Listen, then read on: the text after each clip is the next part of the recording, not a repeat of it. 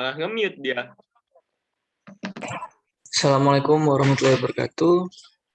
Perkenalkan, nama saya Muhammad Level Pramuditya Saputra dari NIM 210605-1110. Pada pagi kali ini saya akan memimpin jalannya acara presentasi dari kelompok 5. Sebelum itu, silakan kelompok 5 untuk memperkenalkan anggotanya masing-masing.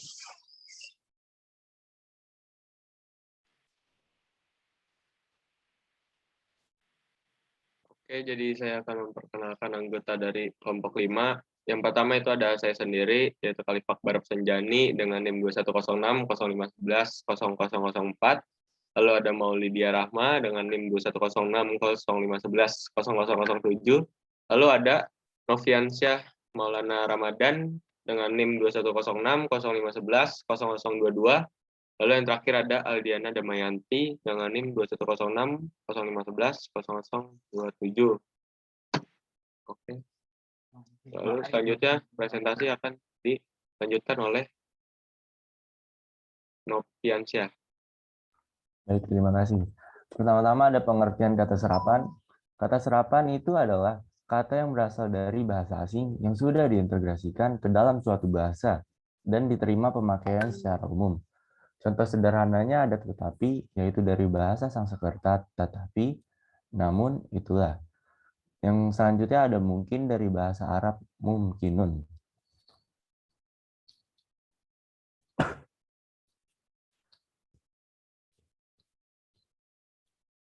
Selanjutnya ada jenis-jenis kata serapan. Jika dilihat dari proses penyerapannya, kata serapan dalam bahasa Indonesia terbagi menjadi 4 jenis, yaitu yang pertama ada adopsi, yaitu proses penyerapan kosakata asing tanpa mengubah ejaan, pengucapan, dan penulisan. Contohnya ada data dari bahasa Latin yaitu data, ada bola dari bahasa Portugis yaitu bola, dan selanjutnya yang kedua ada adaptasi. Proses penyerapan kosakata asing dengan perubahan ejaan atau pelafalan yang sesuai kaidah bahasa Indonesia. Contohnya itu ada bisnis, yaitu dari bahasa Inggris, business. Selanjutnya ada mentega dari bahasa Portugis, yaitu mentaiga.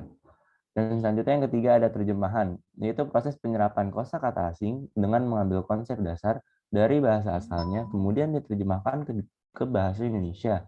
Contohnya itu ada unduh, dari bahasa Jawa unduh. Selanjutnya yang keempat ada kreasi, hampir sama dengan kata serapan terjemahan, tetapi kata serapan kreasi tidak harus sama bentuknya dengan kata asalnya. Contohnya itu ada berhasil guna, dari bahasa Inggris efektif. Selanjutnya ada penyebab adanya kata serapan. Asal mula terciptanya kata serapan, bahwa ada beberapa faktor yang menyebabkan terjadinya pola suatu bahasa yang mengambil dari bahasa lain. Contohnya, dalam bahasa Indonesia yaitu munculnya bahasa serapan yang masuk ke dalam bahasa ini. Selain disebabkan faktor interaksi masyarakat, juga disebabkan faktor pesatnya ilmu pengetahuan di berbagai bidang dan kehidupan. Dalam kajian ini, kemajuan dalam berbagai bidang pengetahuan, keilmuan, seni, dan teknologi dapat memperluas kosakata dalam bahasa-bahasa dunia, termasuk dalam bahasa Arab.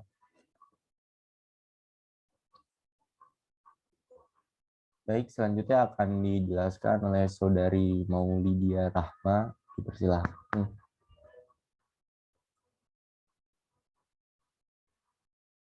Next slide.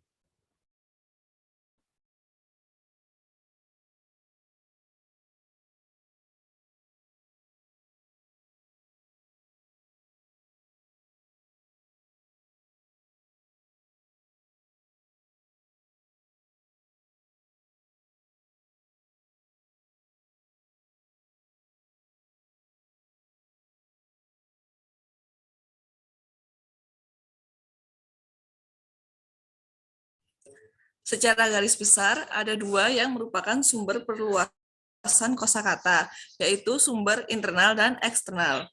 1. Sumber internal. Sumber internal yang merupakan faktor dari adanya penyerapan bahasa, yaitu swadaya bahasa dalam bahasa internalnya. Maksudnya, pengayaan bahasa yang dapat terwujud melalui beberapa pola, di antaranya A. Aktivasi kata-kata lama, B. Pembentukan kata-kata baru, C. Penciptaan kata-kata baru, dan D. Pengakroniman. Contoh pengaktifkan kata-kata lama dalam bahasa Indonesia dapat dilihat dari munculnya beberapa kata, seperti bahla, bahasa Sunda, yang berarti zaman dahulu, atau munculnya kata-kata baru seperti zaman now untuk menyebut zaman sekarang. 2. Sumber eksternal. Sumber eksternal atau sumber luar dapat terjadi melalui perluasan dari bahasa-bahasa serumpun dan sebagainya. Perluasan bahasa dari bahasa lain atau bahasa serumpun biasa terjadi lantaran adanya interaksi sosial dan intensitas komunikasi. Sebagai contoh, perluasan bahasa Indonesia diduga berasal dari bahasa Arab. Para ahli bahasa memperkirakan kosakata bahasa Indonesia atau bahasa Melayu yang diduga merupakan serapan dari bahasa Arab relatif sangat banyak. Diperkirakan sebanyak 2.000 sampai 3.000 kata atau diperkirakan 10% sampai dengan 20% dari bahasa Indonesia atau Melayu keseluruhan. Next.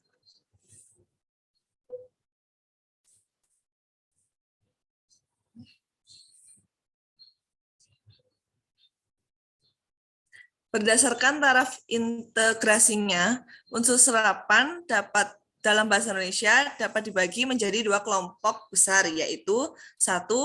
Unsur asing yang belum sepenuhnya terserap ke dalam bahasa Indonesia, seperti force majeure, de facto, de jure, dan exploitation, de elhom, par elhom.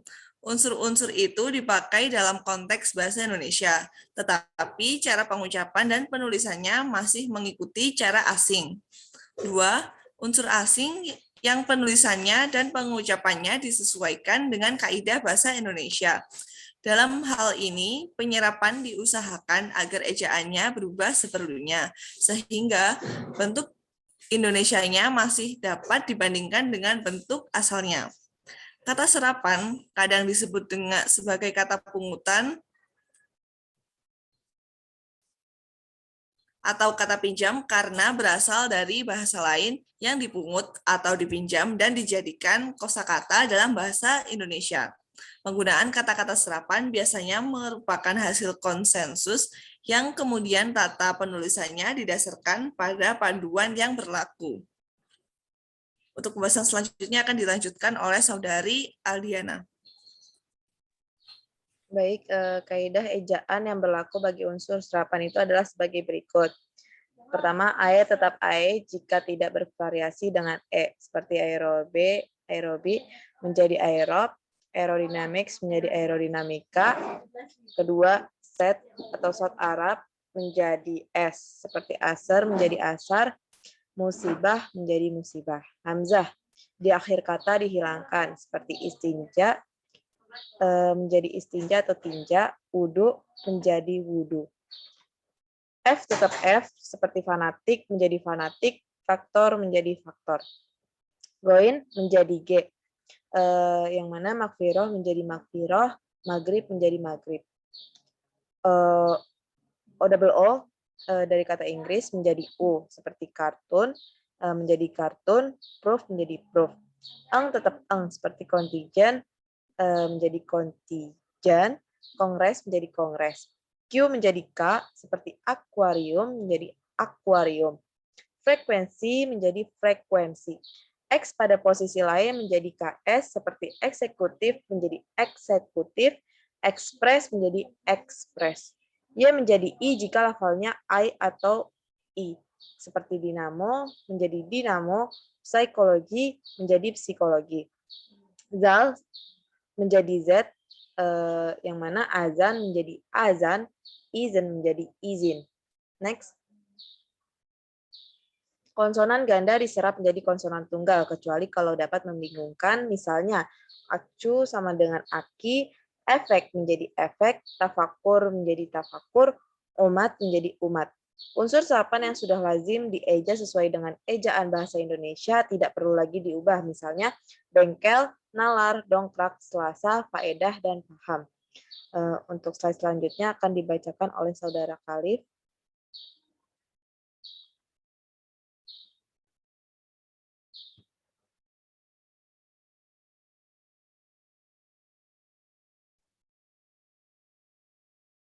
kaidah penulisan unsur serapan di atas, berikut ini disertakan daftar istilah asing yang mengandung akhiran serta penyesuaiannya secara utuh dalam bahasa Indonesia.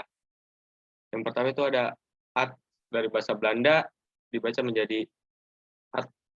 Contohnya yaitu dari advokat menjadi advokat.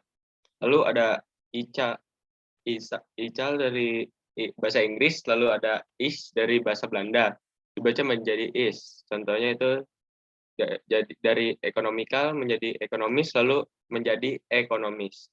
Lalu ada logi yang berasal dari bahasa Inggris, lalu ada logi berasal dari bahasa Belanda dibaca menjadi logi. Contohnya itu teknologi menjadi teknologi, lalu menjadi teknologi. Lalu ada fisiologi dibaca menjadi fisiologi, lalu pada bahasa Indonesia dibaca menjadi fisiologi. Lalu ada wiyah berasal dari bahasa Arab, dibaca menjadi wi dan wiyah. Contohnya itu duniawi dibaca menjadi duniawi. Lalu ada tetap dibaca or. Contohnya diktator menjadi diktator, korektor menjadi korektor. Lalu ada contoh kata serapan terbaru. Yang pertama itu daring, yang berarti online, yaitu terhubung melalui jejaring komputer. Yang kedua ada luring, yang berarti offline, yaitu terputus dari jejaring komputer. Lalu ada yang ketiga ada gawai, yang berarti gadget, yaitu peranti elektronik dengan fungsi praktis. Lalu yang keempat ada swafoto, yang berarti selfie, yaitu potret diri yang sendiri dengan kamera. Lalu yang kelima ada warganet, yang berarti netizen, yaitu orang yang aktif menggunakan internet. Lalu yang keenam ada tetikus, yang berarti mouse, yaitu peranti pada komputer yang menyerupai tikus. Lalu yang ketujuh ada pramusiwi, atau babysitter, yang berarti itu wanita yang bekerja bertugas merawat anak. Lalu yang kedelapan ada narahubung, yang berarti kontak person, yaitu petugas penghubung untuk pihak luar. Yang kesembilan ada nawala, yang berarti newsletter, yaitu lembaran cetak berupa pamflet atau surat kabar. Lalu yang ke-10 ada saltik atau salah ketik, atau typo, yang berarti salah ketik. Lalu yang ke-11 ada pratayang, yang berarti preview, yang berarti penayangan suatu. Lalu yang ke-12 ada komedi tunggal atau stand up komedi, yang berarti komedi yang dibawakan oleh satu orang. Lalu yang ke-13 ada diska lepas atau flash disk, yang berarti peranti kecil yang berfungsi menyimpan data. Lalu yang ke-14 itu ada unduh atau download, yang berarti hasil mengunduh. Lalu yang ke-15 itu ada unggah atau upload, yang berarti mengunggah. Lalu yang ke-16 pranala atau hyperlink, yang berarti hypertaut. Yang ke-17 itu ada peladen server, yang berarti penyedia layanan ke komputer lain. Lalu yang ke-18 derau atau noise, yang berarti gangguan sistem transmisi telekomunikasi. Lalu yang ke-19 ada pelantang mikrofon, yang berarti alat untuk melantangkan suara. Lalu yang ke-20 ada portofon atau handy talkie, yang berarti alat komunikasi.